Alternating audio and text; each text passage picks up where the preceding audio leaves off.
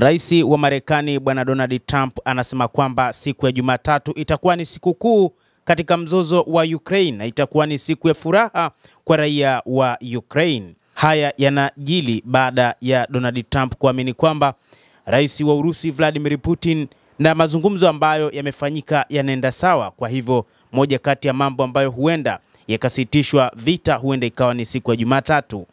Rais huyo wa Marekani amesema kuwa mazungumzo ya Washington na Moscow kuhusu usitishaji wa vita wa muda uliopendekezwa na Marekani katika mzozo wa Ukraine yamekuwa sawa hadi sasa na kwamba anatarajia habari njema hivi karibuni. Mapema wiki hii Washington na Kiev zilitoa pendekezo la kusitisha mapigano kwa siku 30 huku mjumbe maalum wa Marekani Steve Witkoff akitoa maelezo ya mpango huo kwa Rais wa Urusi Vladimir Putin mnamo siku ya Alhamisi. Putin alisema Moscow iko tayari kwa wazo hilo, lakini amesisitiza kwamba masuala mengi yanahitaji kushughulikiwa kabla, ikiwa ni pamoja na hatima ya vikosi vya uvamizi wa Ukraine ambavyo sasa vimezingirwa katika mkoa wa Kursk wa Urusi. Donald Trump hakuthibitisha au kukanusha kuwa na mawasiliano ya moja kwa moja na Putin kuhusu mpango huo, akiita hali ngumu sana. Kweli sitaki kusema, lakini tunashughulika naye na nadhani inaendelea vizuri, Trump alisema. Kama unavyojua, tuna makubaliano ya kusitisha mapigano na wa Ukraine na tunajaribu kupata hayo kutoka kwa Urusi pia. Hata hivyo, kauli ya rais wa Marekani Bwana Donald Trump juu ya kusitisha vita kwa siku 30 imepokelewa kwa hisia tofauti, lakini moja kati ya jambo ambalo limekuwa ni tofauti na hasa maelezo ya rais wa Urusi Bwana Vladimir Putin juu ya kutopelekewa silaha nchi ya Ukraine.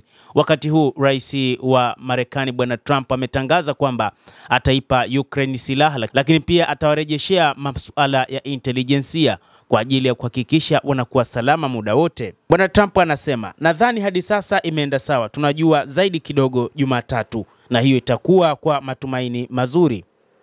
Trump alikiri kwamba alikuwa akikejeli kidogo wakati awali alidai kuwa anaweza kutatua mzozo wa Ukraine ndani ya saa 24. Akafafanua kuwa alimaanisha alitaka kuisuluhisha na alitarajia Putin ataunga mkono mpango wake. Nadhani ninamfahamu vyema na nadhani atakubali, rais wa Marekani alisema.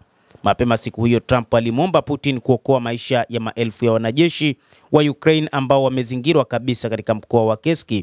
Putin alisema ana huruma. Ombi la Putin lilikuwa ni mambo mawili: ama waendelee na mapigano ili waendelee kufa ama wajisalimishe. Ombi la Trump lakini alisema kwamba ni juu ya Kiev kuamuru wanajeshi wake wajisalimishe.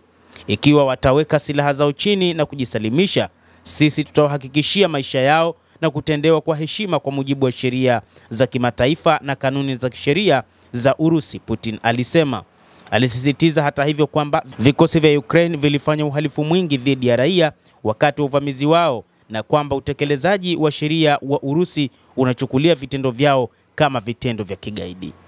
Mtazamaji, endelea kutufuatilia, lakini usisahau kulike, usisahau kucomment na kusubscribe channel hii. Mimi ni Adam Hussein, endelea kuwa nasi wakati wote, endelea kutufuatilia.